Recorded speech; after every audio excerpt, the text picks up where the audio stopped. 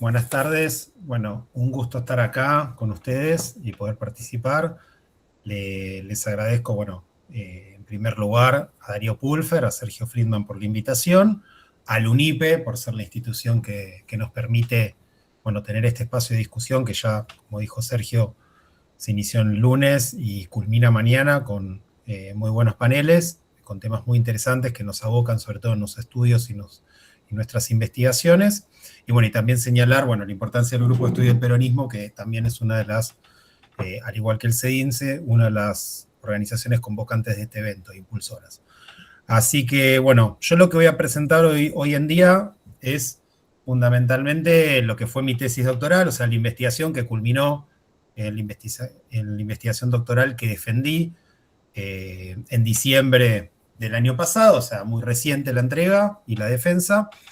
Y es una tesis que, como dijo Sergio, se inserta en, básicamente una tesis de la trayectoria de una organización armada. Es decir, se inserta en un campo que ha sido muy estudiado, tanto por obras testimoniales, obras periodísticas y lo que más nos interesa a nosotros, por obras académicas, pero acá tomando como objeto de estudio una organización que, como yo pude demostrar en mi investigación, fue particularmente gravitante en el contexto del 70 y, sin embargo, en los trabajos académicos fue bastante soslayada. Obviamente mi investigación reconoce el antecedente directo e ineludible de la obra de Mora González Canosa, que es una tesis doctoral de 2012 y que se hizo libro en 2021, pero básicamente los lineamientos que inspiraron a mi investigación fue, por un lado, profundizar y sobre todo analizar los aspectos que también fueron soslayados en esa obra que hizo Mora, pero además también tomar esas cuestiones que fueron en parte dejadas de lado por las obras que tuvieron al movimiento armado en general como sujeto de análisis o algún otro tipo de organización armada en particular. Tal es los casos de Montoneros y el PRTER, que fueron los más investigados. Entonces, yo partí de la premisa, o hay dos hipótesis que fueron las que orientaron mi proceso de investigación. La primera está ceñida y tiene más que ver con lo que fue la emergencia de la FARC. Es decir, según mi concepción, la FARC plasmaron una estrategia revolucionaria que estuvo marcado por un fuerte signo del eclecticismo, porque tenía cuatro pilares fundamentales. Por un lado, el marxismo, la mayoría de los militantes y dirigentes fundadores de la FARC provenían del marxismo, algunos, como Carlos Olmedo, Roberto Quieto o Marcos Osatinski, habían revestido las filas de la Federación Juvenil Comunista, incluso en el Partido Comunista. Sin embargo, otros grandes dirigentes y militantes también provenían de la izquierda marxista. Era una izquierda marxista no comunista, como el caso de Arturo Lewinger, o como el caso de Julio Roque, que era una especie de emergente de lo que fue la regional cordobesa de la FARC. Es decir, el marxismo era uno de los pilares fundamentales de la organización. El otro tuvo que ver, y precisamente explica por qué muchos rompieron con el PC o no se veían seducidos por la prédica del Partido Comunista Argentino, tiene que ver con la resignificación del marxismo que aconteció a partir de distintos movimientos armados que surgieron en el mundo y particularmente en el contexto latinoamericano, la Revolución Cubana. Acá estaba el signo del guevarismo, es decir, un marxismo que veía que la toma del poder tenía un pilar fundamental por medio de la lucha armada, y esa lucha armada se expresaba fundamentalmente en la guerrilla de tipo rural. Un tercer elemento que fungió como elemento fundamental de la política y la ideología de la FARC tuvo que ver precisamente con la revisión parcial que hicieron de lo que se denominó en ese momento la teoría del foco. Una vez que colapsa el intento de Guevara de impulsar un proceso guerrillero en Bolivia con visos continentales, a partir de ahí se intenta formar una sección argentina del Ejército de Liberación Nacional que vuelve a fracasar, pero que ahí de manera creciente, y es algo que va a plasmar, y las FARC son emergentes de esos, las acciones armadas en suelo urbano van a tener una importancia mucho más gravitante, que eran prácticamente soslayadas en la prédica y en la acción de Guevara.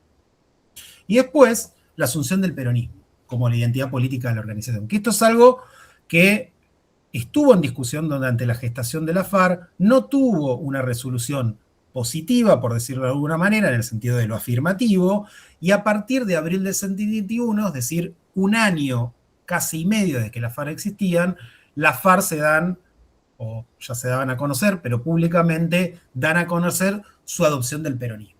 Es decir, con estas premisas político-ideológicas, la FARC, entre el 70 y el 72, vehiculizaron un proceso de crecimiento y visibilización creciente.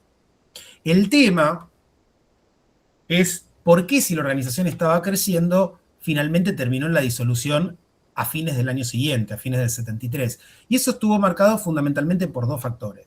Y ahí es la segunda hipótesis que yo planteo como rectora de mi investigación. Por un lado, es el regreso cada vez más cierto de Perón, implementación del GAL mediante y un montón de procesos de los cuales no puedo hablar, pero cada vez es más cierto durante el transcurso del 72 que Perón va a regresar, no se sabe si como candidato, bueno, no me quiero meter en eso, pero efectivamente después termina regresando, hay un proceso electoral, y después el segundo elemento es el posicionamiento de Montoneros como la organización hegemónica en el seno de la izquierda peronista. Y ahí hay dos elementos fundamentales que espero tener tiempo para retomar al final de mi exposición, que tienen que ver con los dos elementos que para mí se combinan y explican la prevalencia montonera que se da en esa clave coyuntura del 72 y principio del 73, que va a dar lugar a una fusión asimétrica entre las dos formaciones. Por un lado, la imagen más peronista que logró irradiar Montoneros en relación a la FARC, y por el otro lado, la mayor ductilidad política que tuvieron en ese momento para lograr un desequilibrio que hasta mediados del 72 no hay evidencia de que Montoneros haya sido ni más grande ni haya tenido una mayor extensión que la FARC. Es decir, hay una coyuntura ahí clave. Entonces, mi tesis o mi investigación estuvo orientada por 5 líneas distintas que de alguna manera fueron las que dieron lugar a los distintos capítulos de la tesis. Antes de hablar de eso, no quiero soslayar, pues ya me lo estaba olvidando, quiero hacer una breve mención con las fuentes con las que trabajé. Yo intenté lograr una triangulación lo mayor posible y ahí consulté varios archivos. Fue fundamental el archivo de la Comisión Provincial de la Memoria, donde hay muchos documentos de la FARC y además hay algunos documentos que no han sido todavía analizados por investigador alguno o lo han sido de manera muy tangencial. Después, en los archivos nacionales de memoria y en el archivo personal de Roberto Baschetti pude conseguir joyas, es decir, documentos que no han sido todavía dados a conocer por ningún investigador y tuve el privilegio de poder ser el primero, al menos que lo cita. Y después en distintas publicaciones de la época que, gracias a distintos repositorios digitales, están disponibles en la web. También otros documentos de organizaciones y agrupaciones afín, tanto armadas como de activistas ligadas a la FARC. La prensa comercial fue un insumo muy importante, sobre todo el diario Crónica y en menor medida La Opinión y Clarín. Y después, tanto fuentes cubanas como fuentes cubanas, es decir, pude consultar los documentos de la OLAS en el archivo OSPAL y diversas publicaciones como Gramma, Tricontinental y Política Internacional, y además archivos de la Fuerza de Seguridad policiales, porque el ex ejército argentino fue totalmente inasible, hice como 5 o 6 intentos y nunca pude llegar al archivo del ejército, y después el de la Central de Inteligencia Americana, que solo pude consultar online, obviamente con los desclasificados y los tapados en negro, pero pude conseguir archivos por ese lado. Otro insumo fundamental fueron las entrevistas, donde realicé 48 entrevistas, 46 me sirvieron para la tesis doctoral, que además se vieron nutridas por otras entrevistas en distintos archivos digitales, algunas que me granjearon colegas muy gentilmente, testimonios escritos y ensayos sobre versiones videográficas, llegando a un total de 95 registros testimoniales. Ese, digamos, es el corpus, digamos, de investigación o de documentación que me permitió desarrollar o que pude desarrollar y trabajar a lo largo de la investigación. Bueno, las 5 líneas de investigación de las que mencioné antes tienen que ver, como dije, con los capítulos. El primer capítulo, como todo abordaje de una organización, tiene que estar centrado básicamente en dilucidar cuál fue la trayectoria, cuál fue los orígenes de la organización. Ahí no me quiero repetir, pero fue muy importante básicamente rastrear la configuración político-ideológica. Es lo que plasmean en las hipótesis, así que no lo voy a volver a repetir, pero fundamentalmente acá tomo como punto de génesis o de los orígenes 1966. ¿Por qué hablar de 1966 cuando la organización se conformó efectivamente en 1970? Eso por 2 razones. Primero, porque en el discurso fundacional de la organización, cuando se dan a conocer públicamente, rastrean la ida a Cuba para entrenarse y formar parte de la columna guerrillera del Che como hito fundacional de la organización. Y en segundo lugar, porque esa adopción de la lucha armada creo que marca una ruptura fundamental con la militancia anterior que venían desarrollando algunos militantes y además traza lazos de continuidad entre los diversos estadios que van a recorrer los militantes que después terminan conformando la FARC, que es, por un lado, la experiencia armada argentina, perdón, la experiencia cubana frustrada del Che, en primer lugar, después ese intento también frustrado de conformar una sección argentina del Ejército de Liberación Nacional en coordinación con grupos en Bolivia y Chile, y en tercer lugar, cuando fracasa eso, termina por cristalizar el proyecto y darse definitivamente curso a la conformación de la FARC. Bueno, uno de los aportes fundamentales en este aspecto que creo que mi investigación logra dar cuenta es precisamente el intentar analizar esa conexión cubana que efectivamente existió, pero sin caer en lo que cae mucha de la bibliografía filocastrense, de decir que básicamente eran agentes digitados desde Moscú o de La Habana.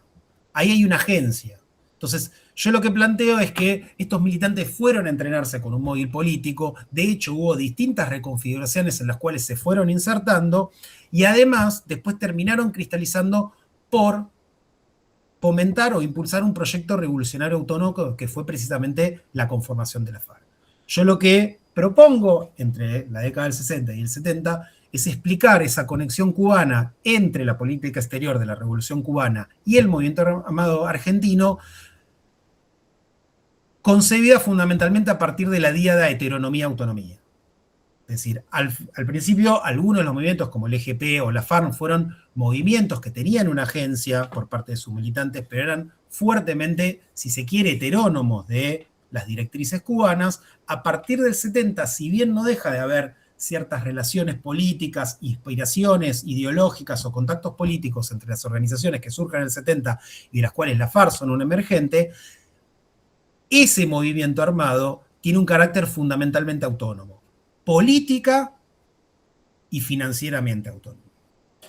La segunda línea de indagación tiene que ver con rastrear la trayectoria de la FARC. Y ahí intento dotar a mi análisis de un componente, por un lado dinámico y por otro lado estático. ¿A qué me refiero con dinámico y estático? Por un lado la dinámica, es decir, analizar la trayectoria de la organización, algo que no se hizo, a partir de las distintas etapas sucesivas que recorrió en sus 3 años de existencia, ciñéndoles cada una de las etapas a un objetivo principal que tenían en miras. Y por otro lado, de alguna manera dar la estructura, que es un elemento fundamental a la hora de analizar cualquier organización política y no solamente las armadas. Esto es algo que ha sido soslayado en gran parte de la bibliografía a la hora de hablar de las organizaciones armadas. Bueno, básicamente era una organización que tenía una estructura celular, que estaba fuertemente compartimentada, pero lo que logré, o lo que intenté lograr en este aspecto, es básicamente ver cómo estaba conformado la FARC. Y ahí pude rastrear que, bueno, tenía una dirección nacional, era una dirección nacional que tenía un ejecutivo de la dirección nacional, que de alguna manera un ejecutivo que estaba en parte autonomizado de la representación regional, decía, reconocía conducciones regionales, pero este ejecutivo de alguna manera estaba por encima, lo que yo logro entrever que es una manera de asegurar la supremacía de Buenos Aires, que fue la regional más fuerte a lo largo de prácticamente todo el decurso de la organización, y además reconocer las 4 regionales fundadoras, que después se convirtieron en 5, y que después, en un tercer momento, lograron encuadrar grupos combatientes en distintas ciudades del país que estaban ligadas a esas regionales. Para los casos, si se quiere, más alejados, tengo Mar del Plata, Santiago del Estero, Neuquén, Río Cuarto, La Rioja, Bahía Blanca o Paraná, mientras que las 5 regionales de la FARC fueron Buenos Aires, Córdoba, Santa Fe, Tucumán y Mendoza, y La Plata, siendo una de las fundadoras, a partir del 71, pierde el carácter de regional y pasa a ser un grupo armado ligado a la regional de Buenos Aires. La extensión militante yo la logro cuadrar más allá del activismo no armado, está configurada, o yo la logro estimar, entre 600 y 700 combatientes armados al momento de su máxima extensión, es decir, al momento en que sufrió el aparato armado, si se quiere, un creciente engorde, pero por otro lado, cuando la inminencia de la fusión estaba latente, es decir, el momento de mayor crecimiento de la FARC es, al igual que Montoneros, el momento exactamente previo de la fusión de las dos estructuras. Una tercera línea de indagación tiene que ver con analizar el accionar armado. Y acá yo lo que busqué hacer es brindar un panorama lo más exhaustivo posible de las acciones armadas que protagonizaron la FARC. Y ahí eso supuso hacer un análisis en distintas escalas. Primero, cómo eran concebidos los operativos armados por la organización. En segundo lugar, como dice la teoría de los movimientos sociales, establecer el repertorio de acciones. Eso me hizo tener que elaborar, en base a un primer recorrido, si se quiere, empírico, elaborar una categorización que estipulara cuáles eran los tipos de hechos o la tipología del accionar armado de la FARC.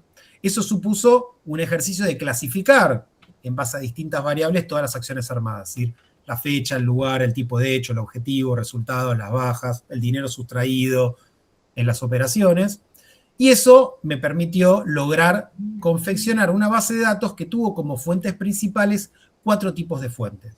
Me muní de documentos partidarios, de publicación militante de la época como Cristianismo y Revolución y Estrella Roja, que eran publicaciones que además editaron o publicaron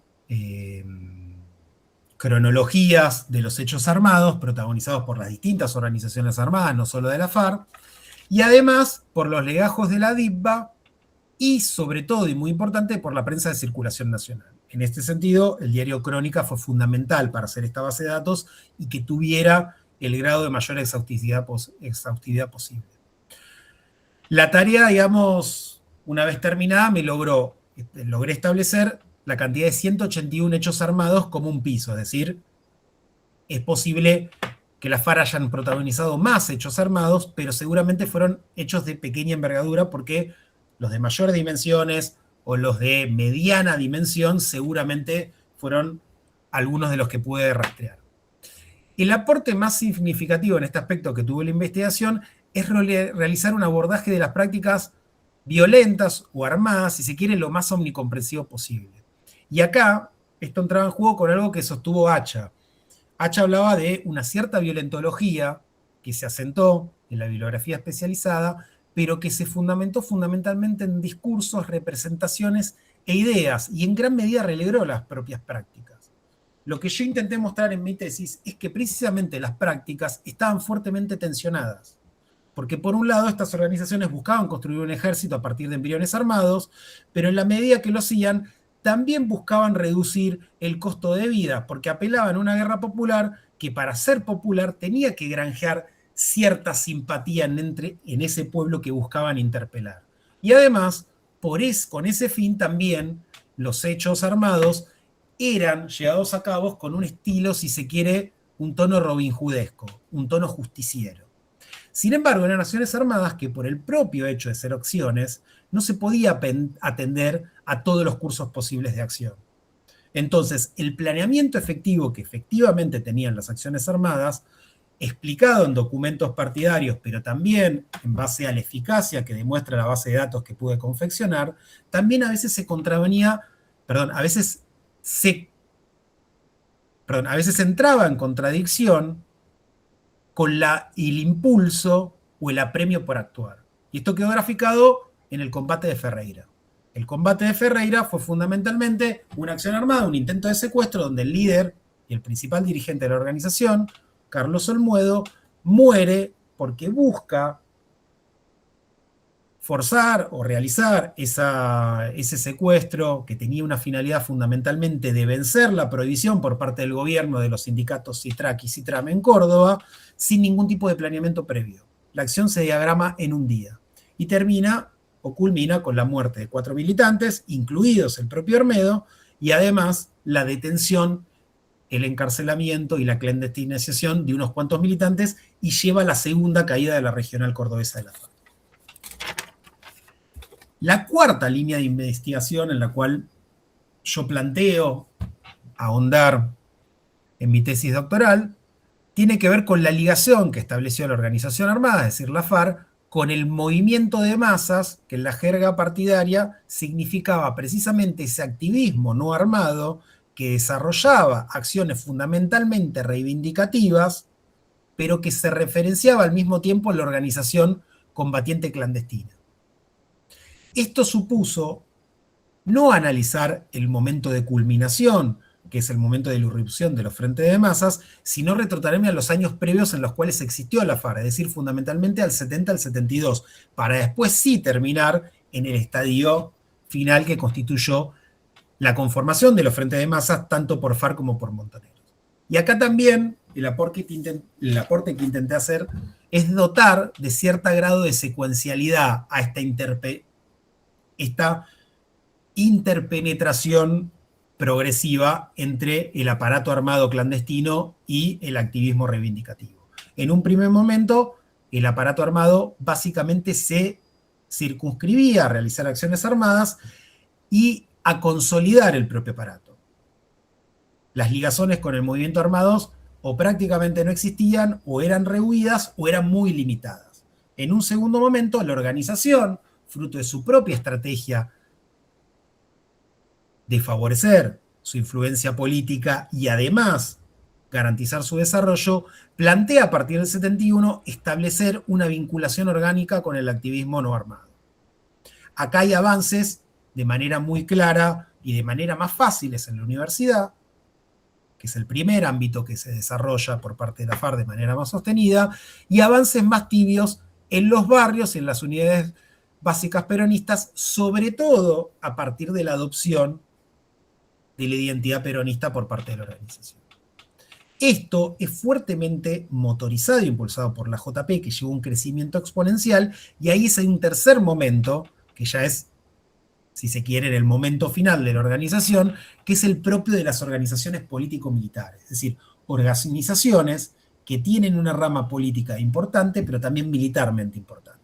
Y es el momento que se cristaliza por medio de la conformación de los frentes de masas. Este último estadio de la compenetración entre la organización armada y el activismo no armado cristalizado en estos frentes de masas es lo que yo abordo en el último capítulo de la tesis. Ese último capítulo de la tesis es un análisis que se da en paralelo, porque son fenómenos que se dan de manera superpuesta. Por un lado, es el final de la existencia organizativa de la organización. Es decir, cuando la organización inicia su última etapa. Por otro lado, de manera simultánea, se produce a partir de abril el establecimiento de estos frentes de masas, es decir, la JP había sido el primero a partir del 72, después vienen a partir de abril del 73 la UES, y después se conforma la JUP, la JTP, el Movimiento Villero Peronista, la Revolución Evita, todos los distintos frentes de masas que se ligan con FARC y Montoneros. Y en tercer lugar, es el proceso de la propia fusión, que a partir del 25 de mayo tiene un paso definitivo. A partir de la asunción de campo, el 25 de mayo del 73, la FARC y Montoneros conforman una conducción nacional integrada por dirigentes de las dos organizaciones, y es esa conducción nacional desde arriba hacia abajo que va a empezar a plasmar ese proceso de fusión en los distintos niveles de la estructura. Yo en la tesis doctoral, acá no voy a poder entrar muy en detalle, pero analizo la fusión, es decir, las conducciones, los grupos de activistas y cómo se conformaron, las tensiones que hubo en los dos niveles, tanto en el nivel de la organización política o militar, es decir, del aparato armado, como a nivel de los frentes de masas. Y en donde yo busco darle nombres a quienes las integraron. Y en gran medida se respetó el guarismo, digamos, general que se había establecido, que era la conducción nacional, 5 dirigentes son de Montoneros, 3 de la FARC, y en las distintas regionales, 2 son de Montoneros y 1 de la FARC. En los frentes de masas las conducciones también fueron híbridas, pero se puede atisbar sin, digamos, una fórmula a rajatabla dispuesta, que hubo efectivamente una prevalencia montonera respecto de los cuadros de la FARC. Esa prevalencia, además, estuvo marcada por dos cuestiones fundamentales. ¿Por qué yo digo que es una fusión asimétrica? Por un lado, por esta negociación de cuadros. Es asimétrica porque hay una fusión de dos organizaciones que además, la organización resultante está conformada mayoritariamente por cuadros de una organización, es decir, no hay una distribución del 50% de los cargos para cada una. Y en segundo lugar, y esto sí pone en entredicho en gran medida la idea de fusión, es el nombre. Porque si dos organizaciones se fusionan, la simetría estuvo muy marcada en el sentido que una preservó el nombre en la estructura fusionada, que fue Montoneros. Eso generó también un proceso marcado de invisibilización respecto de la FARC, tanto para los propios protagonistas como para muchas de las obras que tendieron a analizar no solo el proceso de fusión, que fue algo soslayado, pero básicamente el fenómeno montonero. Y acá hay dos aportes fundamentales que tienen que ver con lo que acabo de decir, que considero que ayuda o contribuye a esclarecer mi tesis. Por un lado, que la expansión del activismo que dio forma a ese dispositivo montonero estuvo conformado fundamentalmente por los afluentes, tanto de una organización y tanto como de la otra. Ambas organizaciones proveyeron cuadros militantes, proveyeron agrupaciones de superficie, proveyeron activistas, pero por otro lado, este dispositivo montonero, para hacerlo inteligible, hay que entenderlo a la idea de anillos concéntricos. En un núcleo estaba la organización armada, como un anillo circundante estaban los distintos frentes de masas, y en un tercer anillo de pertenencia estaban los sectores y las personas que tenían algún grado de cercanía con el eje FARC y Montoneros sin estar estrictamente ligados orgánicamente. Esto es lo que yo logro, esto es lo que yo nomino en la tesis por medio del vocablo tendencia revolucionaria del peronismo. Es cierto que es un vocablo polémico, no solo porque analíticamente ha sido utilizado de distintas maneras, sino también porque también tuvo usos nativos que precisamente no coinciden.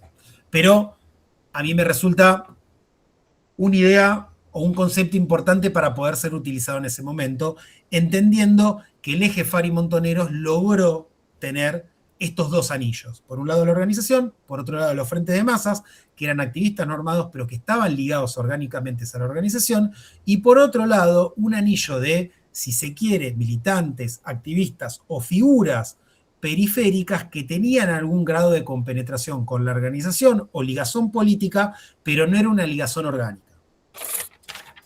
Y el segundo elemento que ya quiero destacar para terminar, tiene que ver precisamente en cómo explicar la fusión. ¿Fue contingencia o fue una eficacia estratégica de Montoneros? Bueno, yo no creo que está en el medio. No es ni una eficacia estratégica, voy a hablar por qué, ni tampoco fue fruto de la contingencia. Cuando digo que no fue eficacia estratégica, yo intenté analizar en base a los documentos, tanto de FARC de Montoneros, y de las obras que analizaron, sobre todo los posicionamientos de Montoneros, y veo que en las concepciones políticas e ideológicas, pese a ciertas matrices de pensamiento y ciertas procedencias disímiles, no veo grandes diferencias. Sin embargo, donde sí veo diferencias, y es lo que a mí me permite explicar, sin caer en un vocablo como el que usó Gillespie de pragmático. Hay dos maneras de dominar a la prevalencia montonera. O sabían hacer política, que es una visión, si se quiere, montonera rosa o positiva, o eran pragmáticos, que es la visión negativa. Yo prefiero usar el término dúctil. No sé si sirve mucho, pero yo creo que hay dos cosas que se combinaron para que Montoneros logre prevalecer sobre la FARC en la coyuntura clave de fines del 72 y principios del 73. Por un lado, la imagen más peronista, y acá retomo lo que planteé en la hipótesis al principio, más peronista que Montoneros supo irradiar socialmente. Montoneros se presentó de entrada como peronista. Tuvo una mayor propensión a usar vocablos peronistas. En cambio, la FARC se plasmaron como la organización que provenía de la izquierda y que de alguna manera se peronizó o vio que la revolución solo pasaba por el peronismo. Y eso, en tiempos de peronización progresiva o creciente de sectores militantes, universitarios y juveniles, creo que fue un atributo importante que pudo hacer valer Montoneros. Y el segundo tiene que ver con la ductilidad política que dije antes.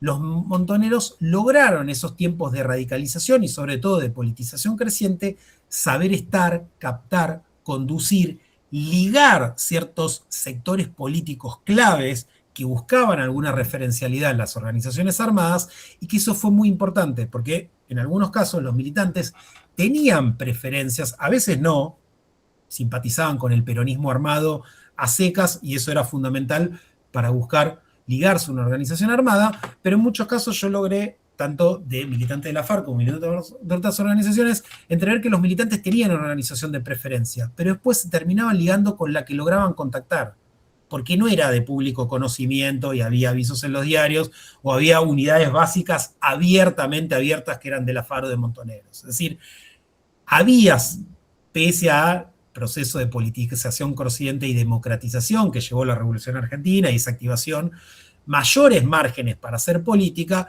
Sin embargo, intentar contactar con una organización armada siempre siguió siendo en parte escabroso y en parte complicado, aún es ese contexto de advenimiento del peronismo al gobierno. Bueno, creo que dije más o menos todo lo que tenía pensado decir. Bueno, muchas gracias, Nacho. Estuviste redondito con los 30 minutos, así que agradecimiento. Vamos a darle la palabra a Pablo Garrido para que después podamos abrir a preguntas y comentarios. Dale, ¿qué tal? Buenas tardes. Un segundo, estoy poniendo el cronómetro para ser igual de respetuoso que Nacho con los tiempos. Ahí está. Bueno, primero, muchas gracias a los organizadores, gracias Sergio Darío por la invitación, y a la UNIPRE, el Grupo de Estudios sobre Peronismo. Bueno, se relaciona mucho lo que yo vengo a mostrar acá hoy con lo que expuso Nacho. Bueno, no es casualidad, ¿no? Nos agruparon un poco por esas afinidades. Mi tesis doctoral, iba a decir mi proyecto, pero no, bueno, ya tiene una forma, es sobre las organizaciones políticas de Montoneros en su segunda clandestinidad. ¿Y por qué considero que tiene interés? Bueno, en buena medida es una organización mucho más revisitada, ¿no?, que la que nos vino a traer hoy Nacho. Montoneros sabemos que tanto en los medios como en el debate público, como en la política, es un significante el de Montonero que reaparece. De hecho, la tesis la arranco con 2 epígrafes. Uno es el actual presidente diciéndole en el debate a Patricia Bullrich: ¿acaso vos sos montonera tirabombas? ¿No? Digo, 2023, pasaron 50 y pico de años y sigue apareciendo a veces como insulto. Y un segundo epígrafe que es el de la marcha después de la marcha, esta cuestión de montoneros, patria o muerte, los soldados de Perón, que sigue sonando muchas veces en manifestaciones, ¿no? Entonces, es un objeto polémico, voy a decir en mi tesis, el de Montoneros, más allá del tiempo que ha pasado. ¿Y en qué reside esta polémica o cómo ha impactado en lo que se ha escrito en el ámbito académico? Bueno, en primer lugar, lo que encuentro, siempre que uno va a trabajar algo en el mundo académico, tiene que ver qué se dijo, ¿no? Y lo que encontré en primer lugar, muy vinculado al título que le pusieron a esta serie de charlas, Estado de los Estudios sobre Peronismo, es, en primer lugar, que hay una preeminencia muy marcada de producciones sobre Montoneros en su primer periodo. Vamos a decir, si lo pensamos por mitades, 70-76. Y aún más 70-74. ¿Por qué?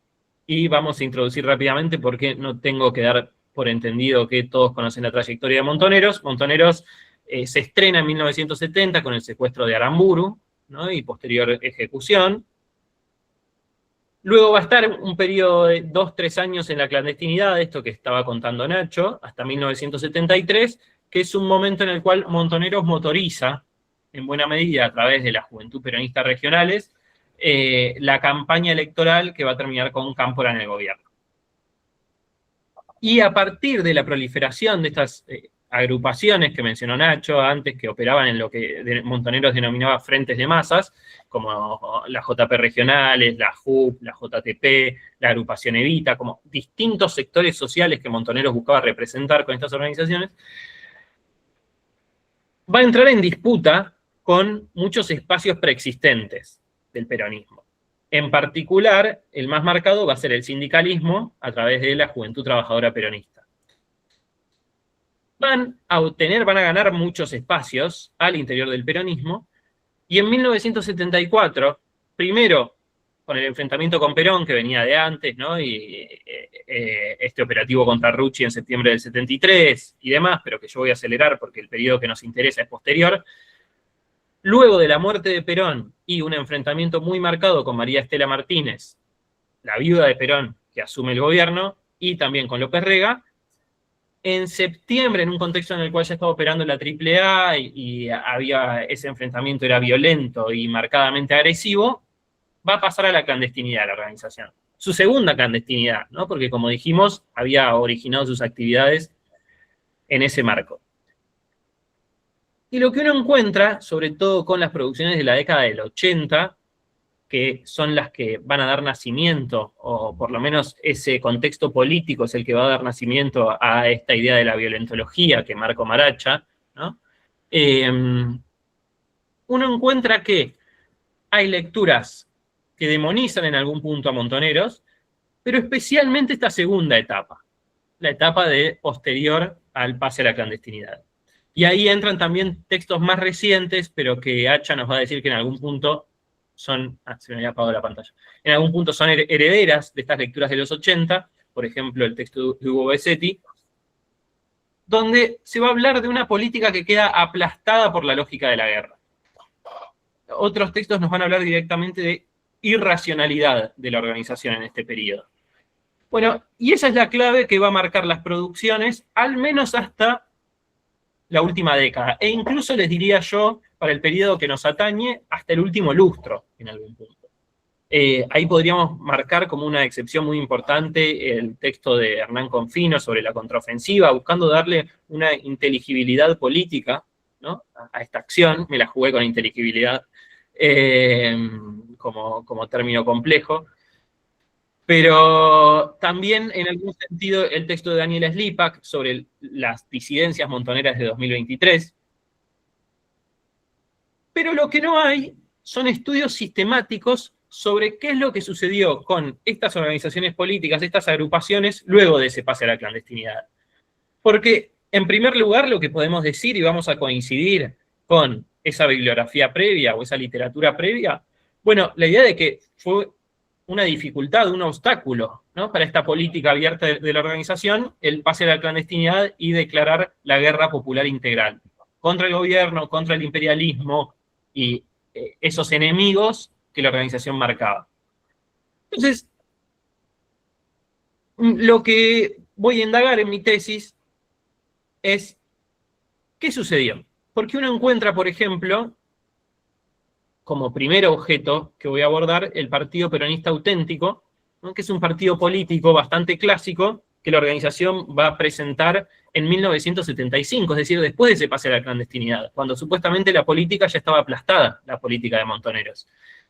Luego me voy a interesar en el Movimiento Peronista Auténtico, ¿no?, un espacio que busca articular organizaciones de superficie o organizaciones políticas que va a ser presentado a fines del 75. Sabemos que el golpe de Estado del 24 de marzo del 76 va a dificultar aún más las actividades políticas, no solo de Montoneros en este caso, sino de todas las agrupaciones políticas, pero aún más de Montoneros, el ERP y demás, que van a ser los principales enemigos de la dictadura y donde se va a enfocar más fuertemente la represión, ¿no?, y a organizaciones vinculadas con estos espacios. Y luego, en 1977, Montoneros va a presentar un tercer espacio que busca articular a estas agrupaciones, que va a ser el Movimiento Peronista Montonero. Entonces, esto como para presentar los tres grandes objetos de la tesis y sobre los cuales vamos a hablar hoy. Partido Peronista Auténtico, Movimiento Peronista Auténtico, Movimiento Peronista Montonero. Tiene una diferencia sustancial este último espacio que les menciono, que es que a partir de la represión de la dictadura, que ya es más sistemática que la que existía previamente, y ya había un plan represivo organizado y coordinado por el ejército en todas las provincias del país, lo que va a definir Montoneros es un exilio orgánico. Es decir, saca a todos los cuadros que puede del país, o a todos los que define y puede del país, y este movimiento peronista montonero va a ser presentado en Roma, el 20 de abril de 1977. La primera dificultad que encuentro es cómo definir la idea de que hay agrupaciones que hacen política. ¿Por qué no sería política aquella que se lleva adelante con las prácticas armadas también? Entonces, ahí hay una bibliografía que habla de la división política-violencia. Por ejemplo, está el texto de Pilar Calveiro, que empieza a hablar de porosidades, que me parece que es muy potente esta idea. Pero, bueno, y el trabajo de Nacho también lo deja ver, ¿no? Que una organización sea armada no hace que no sea política. Y hay un primer mojón al respecto que es interesante, que es que las propias organizaciones pensaban espacios para esto, ¿no? La idea de organización político-militar. Bueno, una primera aproximación está por el lado nativo de la cuestión, esta idea de dividir entre categorías nativas y categorías analíticas que, por ejemplo, trae mucho Sergio en sus trabajos. Esto lo voy a pasar muy rápido. Yo ahí empiezo a pensar la política hegemónica de Montoneros, es decir, aquella política que busca articular distintos actores, ¿no? Y encuentro que el Partido Peronista Auténtico es en buena medida una respuesta a esa decisión previa de la clandestinidad. ¿Por qué una respuesta? Porque los propios diagnósticos montoneros empiezan a ver que hay un achicamiento del espacio en el cual pueden hacer política a partir de esa decisión y emprenden una alianza, ¿no?, con una serie de actores con mucha trayectoria en el peronismo, que son los que van a ocupar los principales lugares de este Partido Peronista Auténtico. Y ahí a quienes encontramos, bueno, en distintos momentos se van a ir sumando Framini, por ejemplo, que tenía una larga trayectoria en el sindicalismo peronista, que había sido candidato en el 62. Se va a sumar Videgain, Martínez Vaca en Mendoza, Obregón Cano, ¿no? Uno puede ver ahí tres grupos de participantes en el Partido Peronista Auténtico. En primer lugar, militantes montoneros a los cuales la organización les va a dar la indicación de sumarse al Partido Peronista Auténtico. Por ejemplo, Zavala Rodríguez, ahí nos va a aparecer por caso Ernesto Jaureche, el sobrino de Arturo, el propio Miguel Bonazo, ¿no?, que van a tener tareas en el Partido Peronista Auténtico. Un segundo grupo, los exgobernadores que habían sido elegidos para gobernar sus provincias en 1973, pero a raíz de los conflictos intraperonistas, sus provincias fueron intervenidas durante 1974, excepto Videgain, que había sido gobernador y renuncia, pero ahí tenemos una serie de gobernadores que se suman al Partido Peronista Auténtico después de perder el control de sus provincias, y un tercer grupo que va a ser el de militantes peronistas, dirigentes peronistas que tenían una trayectoria larga, sobre todo asociada a la resistencia peronista. Entonces, Montoneros va a buscar una cierta legitimidad, ¿no? Y por eso el nombre también, Partido Peronista Auténtico. Entonces, lo que uno primero encuentra en este momento, 1975, es que van a buscar entrar en conflicto con el justicialismo oficialista, y ese conflicto lo van a dar, o esa disputa la van a llevar adelante en nombre de un peronismo propio que sería auténtico frente a otro impostado o falso. Con la dificultad de que el dominio del Partido Justicialista lo tenían aquellos a los cuales ellos estaban denunciando, precisamente. Bien, el Partido Peronista Auténtico va a tener una experiencia muy conocida que se presentan a las elecciones de Misiones en 1975. El gobernador de Misiones había muerto, en este caso en un accidente, aparentemente un accidente de aviación, y entonces por eso hubo elecciones anticipadas. Montoneros se presenta, dice incluso que tienen grandes chances de ganar, y en una alianza con un espacio provincial sacan el 8% de los votos.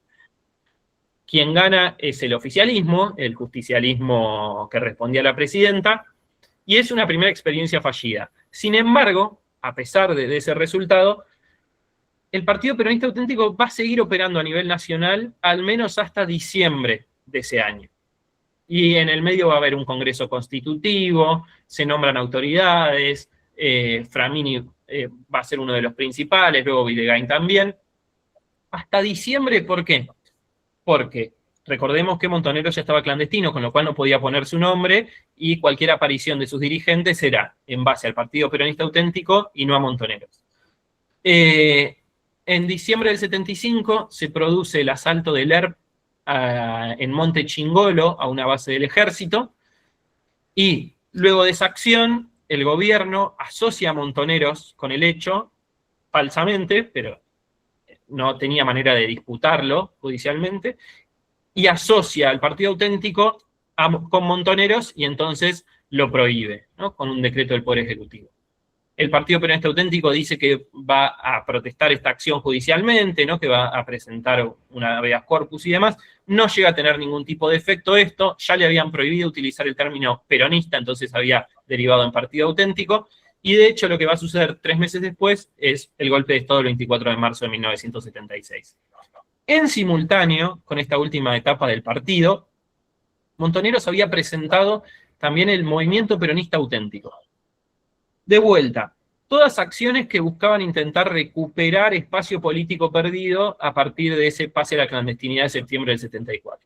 El Movimiento Peronista Auténtico va a tener a muchos de los mismos actores que aparecían en el partido y va a intentar articular a esas organizaciones que habían quedado en una situación muy dificultosa, ¿no? La Juventud Peronista, la JTP y demás, en los distintos ámbitos sociales que Montoneros actuaba. Lo presentan en septiembre del 75, y lo que voy a identificar como primer hallazgo, si se quiere, más allá de las cuestiones que veníamos hablando del partido, es que incluso luego del golpe de Estado, estos ámbitos siguen funcionando.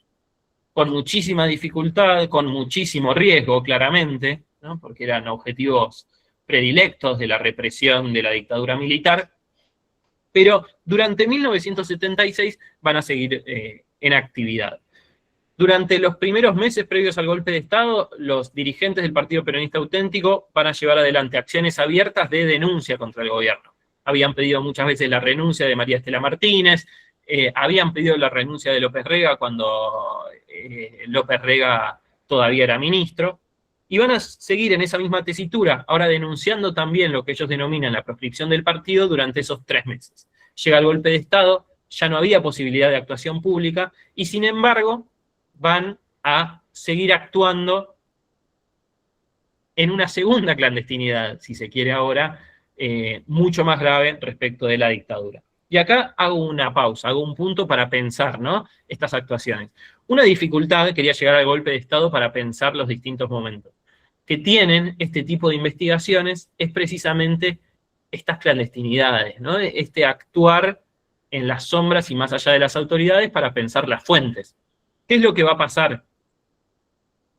Ya con la primera clandestinidad de Montoneros en el 75, pero mucho más marcadamente en el 76. Bueno, uno no va a encontrar en los diarios nacionales las actividades de estas organizaciones, excepto cuando es para denunciar algún tipo de acción armada o lo que fuere.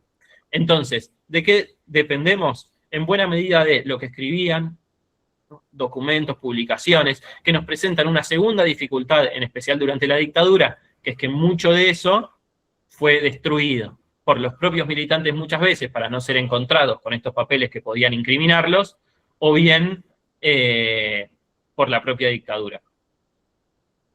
Y entonces hay un tercer grupo de fuentes que nos va a ser muy útil, que son los testimonios. Y acá están las entrevistas y también algunas bases que a quien le interese investigar estas cuestiones voy a recomendar, como las de la Biblioteca Nacional y Memoria Abierta. ¿Y por qué lo traigo ahora? Porque son fundamentales para estos momentos en los cuales lo que queda escrito pasa por, o pasó por este tamiz dificultoso de la censura, de la persecución y demás. Retomo. Entonces, por caso, ¿qué no podemos encontrar nosotros en un diario? Bueno, una reunión en Almagro que juntaba, por caso, a Framini, a Videgain, a Fernández Long, a militantes montoneros renombrados en junio, julio de 1976 de manera clandestina. Y sin embargo, estas cuestiones que traigo acá hoy no aparecían o no aparecían con un lugar de centralidad en la bibliografía previa sobre Montoneros. Durante ese año, de todas formas, si bien hay actividad política, la organización va a priorizar muy claramente las acciones armadas. Ahí encontramos, por ejemplo, la bomba que pone Montoneros en Coordinación Federal. Esto que derivó en el libro de Seferino Reato, Masacre en el Comedor. Bueno, una segunda cuestión respecto a lo que se escribe sobre estos tiempos es una despolitización de la violencia muy marcada. La idea de que, bueno, una bomba en un comedor suelta, y resulta que, si bien se puso en el comedor del edificio, en ese edificio operaba un centro clandestino de detención y tortura muy, muy terrible, como el de Coordinación Federal, que el nombre real es Superintendencia de Seguridad Federal. Entonces, hay ahí también un trabajo para seguir haciendo, que es restituir la politicidad de esas acciones armadas. Algo con lo cual yo me meto en la tesis solo de costado, pero lo traigo para pensar, ¿no? De vuelta, el estado de los estudios sobre el peronismo, ahí queda una faceta para seguir trabajando y que forma parte del texto de Omar Hacha sobre la violentología. El restituir no solo la politicidad, sino los contextos históricos sociales de esas acciones armadas, de estas agrupaciones, de estas organizaciones. Bien, retomo. Y entonces, 1976 se privilegia las acciones armadas y en 1977 hay un retorno de Montoneros a buscar de vuelta restituir actividades políticas abiertas. Y eso lo va a hacer con el movimiento peronista montonero. ¿Qué sucede? En el medio, entre el movimiento peronista auténtico y el movimiento peronista montonero, hay un interregno muy breve en el cual la organización convoca al movimiento montonero. Ahí hay algo interesante para pensar, ¿no? O bueno, interesante para quienes indagamos estos temas al menos, respecto a que desaparece o se pierde durante un tiempo el significante peronista. Y sin embargo, Montoneros lo va a restituir en abril de 1977 con esta idea de movimiento peronista montonero. ¿Qué podemos encontrar ahí en el medio? Bueno, una serie de discusiones. Discusiones de la organización Montoneros y su conducción nacional con la columna norte, que conducía Galimberti durante 1976, y discusiones también con el área en la cual estaba Rodolfo Walsh, que va a dar a la luz estos papeles de Walsh, que se conocen así como una serie de discusiones. Algo que le dice Walsh a la conducción nacional es que es un error convocar al movimiento montonero e intentar crear algo nuevo donde ya existe el movimiento peronista. Vamos a abril de 1977, Montoneros restituye el nombre peronista al MPM, al movimiento peronista montonero. ¿Y qué novedad va a tener este nuevo movimiento? Bueno, unas cuantas. En primer lugar, como les comentaba, fue anunciado en Roma, con lo cual inaugura, no, porque ya venía un poco de antes, pero deja ver estas dinámicas transnacionales de la militancia, que le va a decir Hernán Confino, y que me parece muy interesante, que es que pone en tensión y pone a jugar en conjunto prácticas de la organización que se producen en el exilio y prácticas de la organización que se producen en territorio nacional. Una segunda novedad es la manera en la cual van a pensar la representación. ¿Por qué? Porque si el peronismo había llegado a tener 4 ramas, por lo menos en sus versiones más conocidas, ¿no? La rama política masculina, la rama femenina, la rama sindical y la rama juvenil, en 1977 Montoneros anuncia 2 ramas nuevas. Una rama agraria o de pequeños productores agropecuarios y una rama de profesionales intelectuales y artistas. Lo que encuentro en esa decisión es una lectura de la sociedad más heterogénea que la previamente existente, y por eso la necesidad de representaciones nuevas, ¿no? O al menos un discurso asociado a eso, que va en contra o en oposición de ciertas lecturas que ven en esta etapa de Montoneros pura homogeneización social, la búsqueda de puro disciplinamiento y pura homogeneización. ¿Qué tiempo tengo? Bueno, poco. Les cuento muy rápidamente algunas experiencias asociadas a estas ramas que a mí quizás es lo que en esta última etapa, lo que más me ha llamado la atención, al menos. En la rama política van a tener un rol central Videgain, que era el ex gobernador de la provincia de Buenos Aires, y Obregón Cano. Se van a mantener leales a Montoneros hasta 1983, al punto tal que Obregón Cano, cuando vuelve a la Argentina, va a ser detenido y va a pasar 4 años preso, a pesar de que era una figura claramente política. Y acá traigo el 83 para pensar lo que había sucedido antes también, ¿no? Esta idea de política y violencia porosamente relacionadas, que es lo que va a hacer que a Obregón Cano lo acusen de la violencia, si se quiere, que había llevado adelante Montoneros. Y no lo acusen solamente oralmente, les digo, 4 años preso en los 80, va a pasar un ex gobernador de Córdoba elegido por el pueblo. Los 80 van a presentar muchas de las dificultades interpretativas que hay en la academia, se van a dar socialmente también en cómo se procesaron. Ahí, al que le interesen estas cuestiones, puede ir a buscar los decretos 157 y 158, ¿no?, del presidente. Alfonsín en el 83, que ordena perseguir judicialmente a estos dirigentes montoneros, por un lado, y por el otro a las cúpulas. Bueno, la rama política, entonces, Videgain y Obregón Cano, que ellos van a intentar mantenerse constantemente como figuras políticas, pero todo el tiempo van a tener una impugnación de periodismo, de figuras políticas, que los asocian también a las acciones armadas de montoneros en territorio nacional. Una segunda rama, la rama femenina, que va a encontrar un vínculo muy marcado con lo que había sido la agrupación Evita, y en esa rama femenina vamos a encontrar a Adriana Lesgard y Lili Mazzaferro como las dos figuras principales en un primer momento, y luego va a tener mucho peso también María Antonia Berger. Esta rama va a estar muy asociada a las prácticas de denuncia, ¿no? Lo que yo voy a denominar la diplomacia humanitaria, que va a tener que ver con la denuncia de la represión por parte de la dictadura, del genocidio y demás. La rama femenina va a estar marcadamente asociada a esas actividades. Una tercera rama juvenil. ¿Y a quién ponen en ese lugar? A Galimberti, lo cual en algún sentido es una sorpresa por esas discusiones previas que venía teniendo la conducción con Galimberti. Sin embargo, ¿cuál es la clave que encuentro en los discursos de Montoneros para justificar tanto esta decisión como el hecho de tener una rama juvenil? La idea de que Montoneros podía representar a toda la juventud peronista, ¿no?, en esta etapa.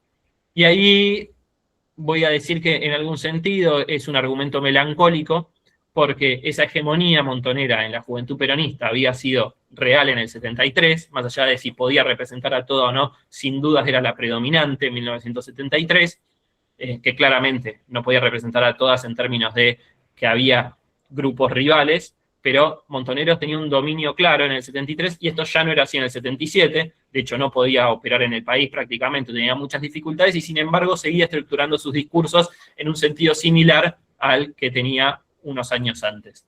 Una cuarta rama, que es la sindical, donde el actor más importante va a ser Gonzalo Chávez, también estuvo ahí de todas formas Croatto, que luego va a ser desaparecido. Lo que va a tener como característica principal es que todo el tiempo van a intentar operar en el país con la rama sindical, porque en el discurso montonero, el espacio social hegemónico del Frente de Liberación Nacional que proponía tenía que ser la clase obrera.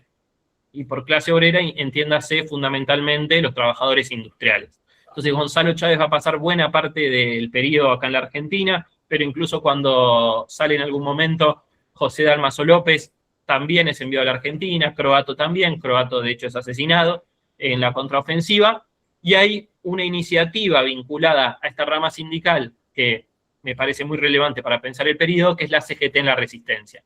Ante la intervención de la CGT por parte de la dictadura y la prohibición de las actividades sindicales, Montoneros va a propugnar, va a proponer armar una central en la resistencia, esta CGTR, en la cual busca agrupar a otros espacios no montoneros también. Siempre esta idea de articular otros actores. ¿Qué es lo que sucede? No va a lograrlo, van a desaparecer a 4 de los 5 principales dirigentes de la CGTR, pero lo que uno encuentra a través de los testimonios orales de actores no montoneros es que esta iniciativa llegó a los oídos de otros espacios y que de hecho, por ejemplo, espacios anarquistas como Resistencia Libertaria discutieron sobre si integrarse o no a esta CGTR. Una cuarta rama, en estos 3 minutos que me quedan, las menciono muy rápidamente, no, perdón, la cuarta es la sindical, una quinta rama, la rama agraria, una novedad total y completa y que tiene una característica muy singular, que es que los integrantes de la rama agraria se enteran de la fundación de esta rama en Argentina cuando el anuncio estaba sucediendo en Roma. ¿En qué contexto? Estaban escapando de la dictadura en Chaco, eran dirigentes de las ligas agrarias de Chaco, y estaban recluidos en el monte, y con una radio de onda corta escuchan el anuncio de Montoneros de que se creaba una rama agraria conducida por Osvaldo Lobey. Osvaldo Lobey estaba en Chaco, en el monte, sin contacto con la organización, y sin embargo la anuncian igual. Logran salir del país en 1978 y llevan adelante una serie de acciones, algunas en el país, pero sobre todo en el extranjero, que los vincula a su actividad como ligas agrarias, ¿no? a esta actividad previa, independiente de Montoneros en una primera etapa, y que acá se fusiona en algún sentido esta parte dirigente de las ligas agrarias con Montoneros, por actividades que ya traían desde el 75, y en el exilio van a llevar adelante una serie de iniciativas, como por caso vincularse con ONGs del exterior, y una sexta rama, la de profesionales intelectuales y artistas, que va a tener al frente a Rodolfo Puiggrós, y que va a buscar atraer a figuras notables del arte y de la ciencia y demás. Va a tener un moderado éxito en ese sentido. Digo, va a sumar, por ejemplo, a Norman Brisky en aquella época. Van a llevar adelante algunas iniciativas vinculadas con estos individuos. Por ejemplo, Brisky va a tener una iniciativa de teatro popular en España. Todas estas cosas no relatadas en esta segunda etapa de Montoneros, que aparentemente era solo violencia, y que va a llevar adelante algunas publicaciones y una denuncia sobre la censura y la represión específicamente vinculada al arte. Bien, cierro en estos últimos segundos. Lo que aquí expuse muy rápidamente, ¿qué es o cuál es la apuesta de mi tesis? Bueno, ver que hubo política, pero no solamente mencionada en abstracto, sino que hubo iniciativas específicas asociadas a ámbitos tan diversos como un partido político institucional, como el Partido Auténtico, o grupos de teatro popular llevados adelante en España, ¿no?, que cruzaron todo el periodo de la segunda clandestinidad de Montoneros, 74-80, hago yo en este caso, y que van más allá de la violencia. Es decir, Montoneros puso bombas, Montoneros llevó adelante también actividades políticas. Lo último que digo, ¿por qué cierro en 1980? Porque ahí se pierde en algún sentido la tensión entre actividades políticas y actividades armadas, porque la organización renuncia a la lucha armada en 1980, luego del fracaso de la segunda contraofensiva, pero también porque luego de dos escisiones, dos rupturas de la organización, una en 1979 y otra en 1980, las ramas son diluidas en tanto tales dentro de una conducción nacional unificada del movimiento peronista montonero, que se va a seguir llamando así hasta 1983. Y sin embargo, algo que dejo abierto para seguir investigando, es que aún sin el nombre de las ramas, muchos de estos grupos van a seguir militando y actuando políticamente con otras denominaciones. Hasta ahí mi exposición. Muchas gracias por la escucha. Bueno, muchas gracias, Pablo.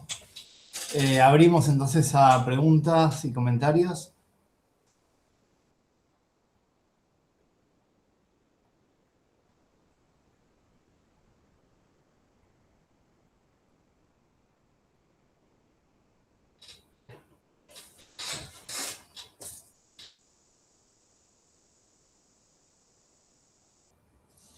A ver quién rompe el hielo.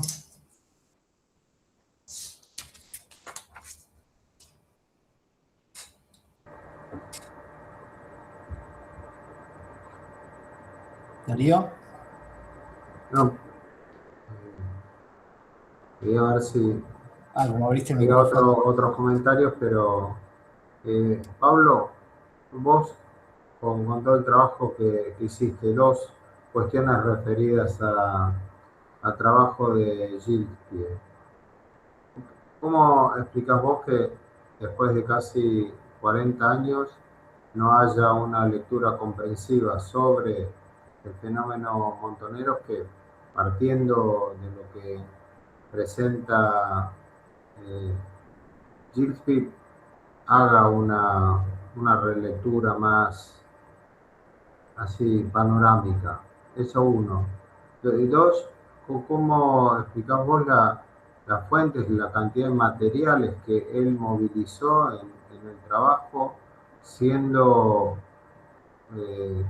que la distancia temporal no era tan grande, ¿no? Porque las escisiones están ahí mencionadas, la de 79, 80, y la redacción parece haber sido entre el 82 y 84, ¿no?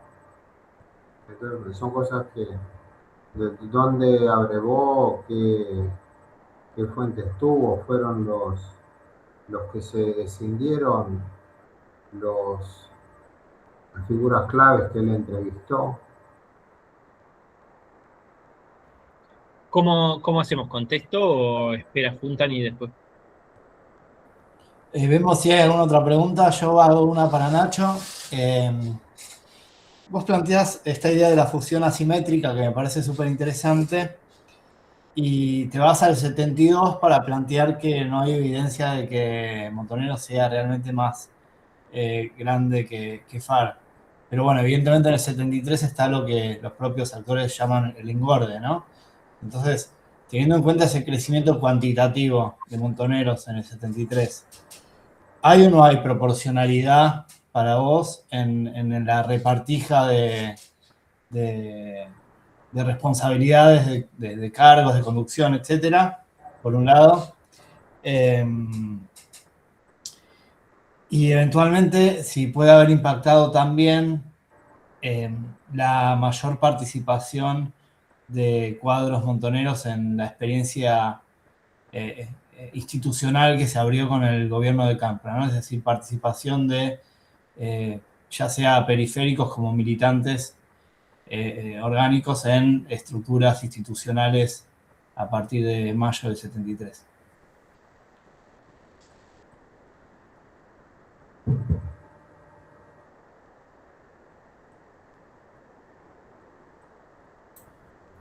Bueno, si no hay más preguntas, si quieren pueden... Ah, vos sí querés... No, yo le quería hacer una pregunta a Pablo. Ah, buenísimo. Porque bueno, hablaste de los distintos frentes que Montoneros logró armar a partir del 77 y las iniciativas fueron muchos, pero vos pudiste mensurar obviamente cuáles fueron las más importantes. Sé que es muy difícil cuantificarlo, pero al menos en los documentos o en los mismos señalamientos, yo me imagino que por algo dijiste, lo sindical tenía una importancia importante, relevante para Montoneros, y de hecho hubo cuadros sindicales que operaron en Argentina en los momentos más crudos de la represión, pero sí, porque yo hablando, no quiero ser autorreferencial, pero claramente en el 73 vos tenés unos frentes de masas que son principales, si querés, respecto de otros. Obviamente son los que uno entiende como claves. El frente universitario tiene un desarrollo que no tienen otros frentes. El frente, la JTP quizás no tiene el desarrollo que tiene la JUP, pero tiene un desarrollo importante y además la organización le circunscribió una importancia específica. Entonces, bueno, hay que hablar de la JP, pero hay frentes, si querés, principales y otros que uno puede denominar secundarios. Vos eso lo podés lograr entrever, ya sea por los documentos, por la cantidad de documentos que se encuentran, por las señalaciones que por ahí la organización hace, en términos cuantitativos, no sé, si hay algo que vos podés entrever en qué fue lo principal y qué fue lo más secundario, por decirlo de alguna manera. Buenísimo. Sumo una porque me pareció buena idea lo de Nacho de sumar preguntas cruzadas y además que me dispara lo que vos traes respecto a... Porque, ¿te acordás que te comenté en algún momento esta cuestión de que contaba Fernández Long? Me hacía pensar lo que vos traías, lo que pasa es que no te quería pisar antes, que Fernández Long, en un movimiento agrario en el cual estaba él en Misiones, dice, nosotros nos queríamos sumar a una organización, vino Montoneros, y nos dice si quieren sumar, y les dijimos sí. Y vino para el momento del 73, de la fusión. Y dice, 72 horas después vino uno de la FARC y nos dice, ¿se quieren sumar? Y le dijimos, nos da lo mismo, pero vino primero el de Montoneros, así que perdiste.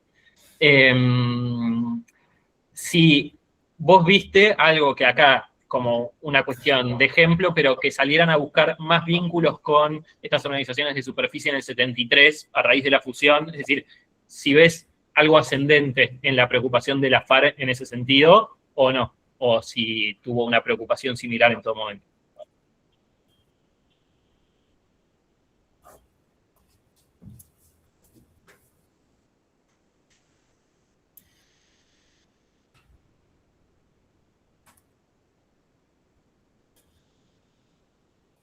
Perdón, había perdido el botoncito. Yo diría que si quieren pueden responder en el orden en el que pusieron. Ignacio. Ahí está, perfecto. Bueno, las dos preguntas. Me parece muy piola tu pregunta, Sergio, pero muy difícil contestar. O sea, entiendo que la pregunta es, la fusión se tramitó en un 2x1. Si vos me querés, lo que me estás preguntando es si ese 2x1 reflejó la proporcionalidad efectiva que logró la prevalencia montonera. La verdad, no lo sé. Yo intenté hacer el poroteo, que es en las organizaciones armadas y eso se respeta. En algunos lugares no fue aceptado. De la FARC y eso trajo problemas. La FARC en algunos lugares, pero eso hay que ver en el nivel que tenía la organización, los lugares. En algunos lugares no fue aceptado. Pero hay que ver si era en un frente de masa, en qué frente, en qué lugar. A mí en Córdoba me dan, por ejemplo, hay un tipo que dijeron, hubo muchos problemas en Córdoba, porque los militantes de FARC no se consideraban menos que los montoneros. El contacto con Obregón Cano venía por parte de la FARC tenían una organización sindical que no la tenían montoneros hasta antes del 73, entonces una acción armada relativamente similar, entonces los militantes cordobeses de FARC no se sentían menos, pero también me tocó hablar con alguien que militaba en los barrios y me dijo, no, el aluvión del 73, nosotros controlábamos un par de barrios, pero Montoneros controlaba otros, y eran más. Entonces la misma perspectiva en un lugar geográfico es distinta si está en un lugar o está en otro. Entonces es muy difícil verlo. Yo ahí lo que puedo lograr es tener ciertos atisbos de que al menos hasta el 72 no había ninguna relevancia para considerar que ninguna de las dos organizaciones eran principales, pero sin embargo logro rastrear en que en algunas ciudades Montoneros, tanto en la organización militar como en el activismo de masa, los pasa por encima. Y eso me remite ligarlo a lo que dijo Pablo.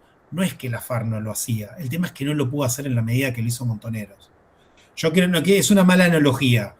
No estoy diciendo que hacían eso porque tiene un sentido peyorativo, pero es como en una elección, un fiscal te duerme con los votos y vos haces lo mismo y el otro fiscal gana más. Bueno, lo que pasó con Montoneros es que en esa competencia que recrudeció en el 72, ellos pudieron doblegar a las fuerzas o captar más voluntades que lo que hizo la FARC. Pero las dos estaban haciendo más o menos lo mismo. Entonces yo no encuentro cosas, porque bueno, el otro discurso de FARC, de algunos militantes, es, bueno, los montoneros abrieron todo y nos cagó el engorde. Tampoco están así, porque la FARC también lo hizo, no es que no lo hizo. Entonces, en ese sentido, para intentar responder a las dos, yo no sé, la verdad, Sergio, si hubo proporcionalidad. La que se negoció fue efectivamente la que logró, digamos, la que fue efectiva en términos reales. Sí fue efectiva para lograr la fusión. Fue la que aceptaron los cuadros de FARC, aunque le trajo algunos problemas, y fue la que aceptó Montoneros y le sirvió para lograr captar la voluntad de la FARC. Fue una negociación política. Entonces, si la experiencia institucional, sí, yo es cierto, rastreé muy poco de gente de la FARC que tuviera experiencia institucional. Me imagino que vos me decís a nivel nacional, que leí tus artículos, y por ahí en la UBA. Yo ahí sí estoy medio limitado, pero sí conozco cuadros que sí participaron activamente en otras gestiones provinciales. Pero tampoco podría decirte que fueron más de los de FARC o los de Montoneros. Pero bueno, Martínez Vaca, uno de los armadores políticos era Alfredo Guevara, que era un cuadro militar, era un cuadro combatiente. Cheruti, que asume, no me acuerdo el cargo, después, obviamente, cuando asume el 73, claramente deja los fierros, hace una carrera más institucional y después termina, no sé, ligado a la JP Lealtad, pero es un cuadro de FARC. Son los dos principales cuadros de FARC locales en Mendoza. Entonces, ahí lo que sí nos falta, obviamente, son análisis que algunos yo me pude nutrir, porque son análisis que no están buscando quién era Montonero, quién era FARC. Están los de Antunes, están los de Cerveto, pero yo los pude después cotejar con entrevistas o como, por ejemplo, la compilación esta de Ramón Ávalo, y ahora no me sale el otro autor, Mendoza Montonera, pero donde ahí toma testimonios y ahí hacen explícito el encuadramiento anterior al 73 de las organizaciones. Entonces, ahí es muy complicado, hay que ir organización por organización, es lo mismo el movimiento universitario. El documento que firman, que es, digamos, el peronismo simpatizante armado, son 17 agrupaciones. Y como yo vi en la tesis, no es que las agrupaciones estaban copadas la conducción necesariamente por una organización. En algunas conducciones, en alguna facultad quizás sí, pero en otras conducciones, por ahí la propia conducción, había militantes que eran de Montoneros, había militantes de FARC, y había militantes que eran, incluso me pasó en CENAP de Exactas, que no estaban encuadrados o que estaban en el peronismo alternativo, o sea, el alternativismo de la FAP. O sea, mismo en una conducción, ni siquiera era tendencista o del eje de FARC de Montoneros, sino que las conducciones a veces se compartían. Entonces, Habría que haber, y creo que ya no los va a haber, estudios muy situados donde el aporte testimonial es fundamental, porque eso en los documentos nunca se puede rastrear. Y después para cerrar, digamos, a la consulta, lo que me dijiste vos, Pablo, y sí, yo lo que veo de manera así, atisbos, es que hay un recrudecimiento de la competencia cuando surge el 73. Y ahí, bueno, ya es intentar meter cuadros, organizar, bueno, es otro tipo de, si se quiere, de política, con otra lógica un poco distinta a la que era la anterior al 72, y bueno, y yo creo que ahí las dos hacen también de nuevo algo más o menos parecido, pero bueno, Montoneros lleva delantera. Algunos te lo dicen, me ha pasado en distintas mesas, o decirme que bueno, fue porque Montoneros aceptó primero la vía electoral. Ahí podría ser, pero que vos aceptes la vía electoral no se traduce abajo en algo efectivo. Segundo, esa militancia peronista radicalizada, no creo que haya dicho, buenísimo, vuelven las elecciones, voy a poner mi voto en la urna. Puede ser algunos que sí, otros no tanto. Y segundo, cuando a algunos investigadores le preguntés, ¿y cuándo Montoneros avaló la vía electoral? No hay respuesta posible porque no hay. No hay un documento político de Montonera. Digo, a partir de hoy militamos con todo fervor la apertura democrática. No digo que Montoneros no lo haya aceptado antes que la FARC, no estoy diciendo eso, pero tampoco hay una evidencia para definirlo a rajatabla y tampoco hay un punto de partida donde dice Montoneros, bueno, vamos a avalar las elecciones. En la práctica lo hacen, no digo que no lo hacen, pero tampoco tenemos la fecha cierta y tampoco sabemos, o al menos yo no entrego, que eso haya sido un elemento fundamental para que Montoneros capitalice. Que la campaña electoral fue usado como un elemento de concientización, claramente, pero ellos lo dicen, elemento de concientización para un proceso de liberación nacional que tiene un componente fundamental, la vía armada. No es que están diciendo, bueno, vamos a la práctica electoral y vamos a, no sé, juntar legisladores, que además también lo hicieron. No era, como vos marcás bien, Pablo, no era necesariamente antagónico buscar representantes, buscar diputados y buscar, pero digo, no se agotaba en eso la política montonera y creo que nunca se agotó en eso.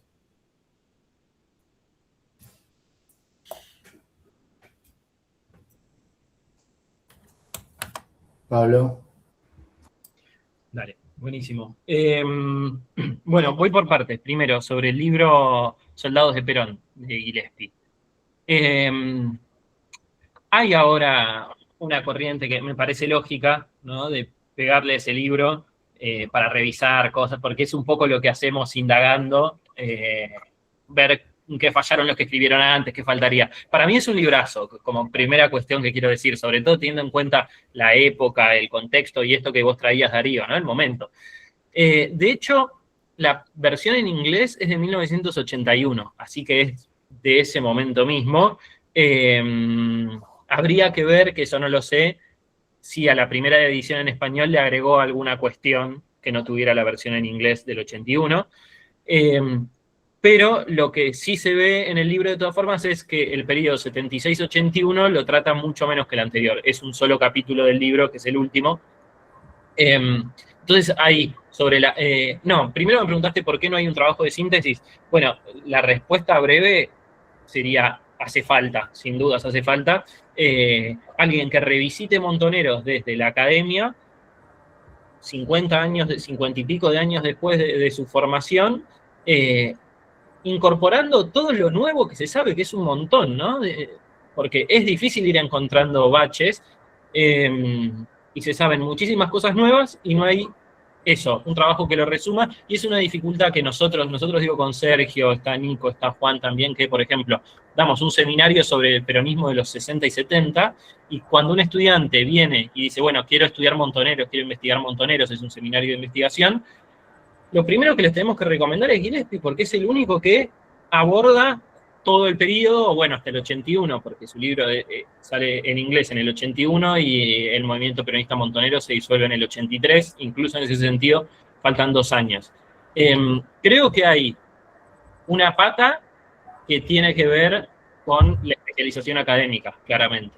Digo, si yo hubiera presentado en CONICET, por dar un ejemplo, un proyecto de quiero hacer todo Montoneros, bueno, sale rebotado de cabeza.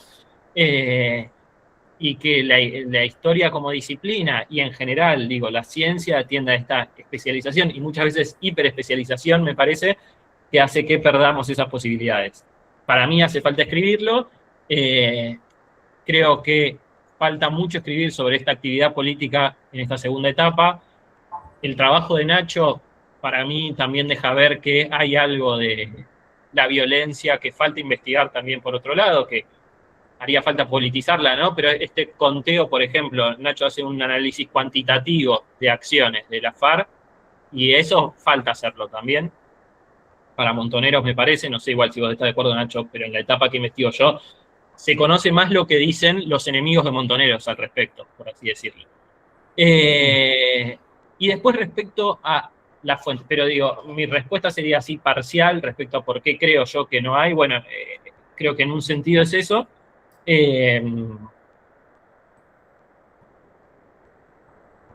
Y después que termina siendo relatado como objeto en su integralidad, en buena medida por los propios actores, porque lo que sí pienso que hay son textos sobre Montoneros enteros, por ejemplo el de Perdía, y otros actores. Pero bueno, me parece que hay que hacerlo, ojalá alguien lo haga. El año que viene se cumplen 40 años de la edición, la primera edición en español del texto de Gillespie. Para mí, ahí se podría hacer algo con eso, alguna actividad o algo así, lo tiro y lo dejo abierto. Yo les cuento, estuve intercambiando mails con Gillespie, lo cual de cara dura, le mandé y traigo algunas reflexiones de él, si quieren, al respecto. Yo no lo sabía hasta hace relativamente poco, es politólogo. Y él comenta que cuando viene a la Argentina, que esto se vincula con la segunda parte de la pregunta de Darío, que son sus fuentes, él viene a la Argentina en el 75-76, y comenta que cuando viene al país le recomiendan decir que es historiador y no politólogo, porque politólogo podía sonar subversivo, por un lado, y por el otro porque en la Argentina no había un campo de la ciencia política, y entonces nadie entendía muy bien qué significaba politólogo. Entonces empieza a usar un poco esa carta. Y también le recomiendan que hable de historia del peronismo y no de izquierda peronista o lo que él le interesaba como objeto. Sobre las fuentes, bueno, ahí 75-76 él hace entrevistas y se lleva una serie de documentos, no sabría decir específicamente de dónde porque no nombra, pero creo que también a partir de eso se explica por qué está mucho más trabajado hasta el 76 en el libro que la etapa siguiente. Y después, para esa última etapa, hace una serie de entrevistas. Es interesante lo que vos traes acá hoy, no lo había pensado, que es muy posible que sea de gente que se fue, en buena medida porque Montoneros era muy hermético, ¿no? Así que tendría sentido que hayan sido de estos grupos que en el 79 y con el peronismo montonero auténtico y en el 80 con Montoneros 17 de octubre se hayan escindido, que esas entrevistas hayan sido con actores de ese ámbito, es muy probable. Después se lo podemos preguntar, a ver si dice.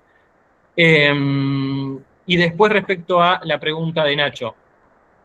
Bueno, eso yo un poco lo dejé afuera por tiempo, pero una cuestión interesante para mí es que en algún punto resuena en tu pregunta, no tomar lo que dicen los actores como hechos, ¿no? Entonces Montoneros todo el tiempo va a decir, bueno, nosotros tenemos la CGTR, que en algún momento incluso dicen conduce la resistencia sindical a la dictadura, y eso, bueno, nosotros podemos saber ya hoy que no era efectivamente así, en parte por los propios testimonios de Gonzalo Chávez después en el tiempo, diciendo que no alcanzaron esos ámbitos. Pero hay un juego ahí que me parece interesante, por decirlo de alguna manera, juego una tensión respecto a, efectivamente, las cosas no eran como la organización relataba en un momento en el cual, además, tiene sentido que la organización todo el tiempo tratara de vender que tenían más poder del que tenían, porque en algún sentido es lo que hace cualquier político en actividad, pero eso se multiplica en ese contexto de persecución. Pero a lo que llevó muchas veces el identificar esa cuestión, ¿no?, que no tenía el alcance que decía la organización, fue al polo epistemológico contrario, que es decir, bueno, no existió, o ignorarlo. Y lo que uno puede ir encontrando por distintas fuentes es que muchas acciones firmadas por la CGTR efectivamente existieron. Entonces, por ejemplo, en la DIPBA hay una carpeta sobre la CGTR y acciones sindicales de Montoneros, y eso va a suceder con otros espacios, lo mismo, ¿no? La juventud peronista, por ejemplo, se presenta como capaz de representar a toda la juventud del peronismo, y eso no es así, pero sin embargo uno encuentra a la JP haciendo una serie de acciones para gestionar la participación de la Juventud Peronista Montoneros en el Festival de la Juventud en La Habana, en el 78. Uno todo el tiempo va a encontrar como huellas, indicios, ¿no?, de acciones de estos espacios. Eso sobre la dificultad. Después, claramente, Montoneros le da el peso principal a lo sindical. Que algo que me parece interesante, que estaba en lo que vos relatabas, es que, sin embargo, es muy probable, o los indicios son que no era el lugar en el cual tenía más peso, ni antes de la dictadura ni después tampoco, pero por esta lectura en clave leninista, e incluso en algún sentido gramsciana, pero la idea de que tenía que encabezar los obreros industriales la articulación política, después los demás espacios tenían que acompañar o venir en conjunto, pero los principales tenían que ser los trabajadores industriales, bueno, hace que le den más peso a ese espacio. Sin embargo, termino encontrando que, por ejemplo, el espacio de la juventud es de los que va a estar más activo, la rama política a través de Norberto Habeger va a lograr ciertas acciones en el país también. O sea, es difícil de mensurar, pero sí uno encuentra que ellos a la que más peso le dan es a la sindical, y eso se corresponde poco con los logros, digamos.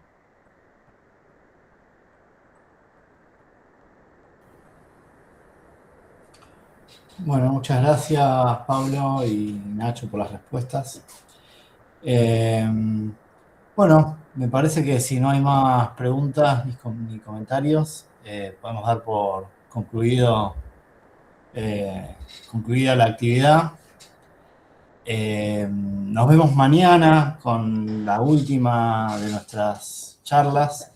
Vamos a hablar de peronismo e intelectuales a través de los archivos, con la presentación de Cecilia Gascó y la mía. Así que bueno, quedan todos y todas invitados para mañana. Muchas gracias.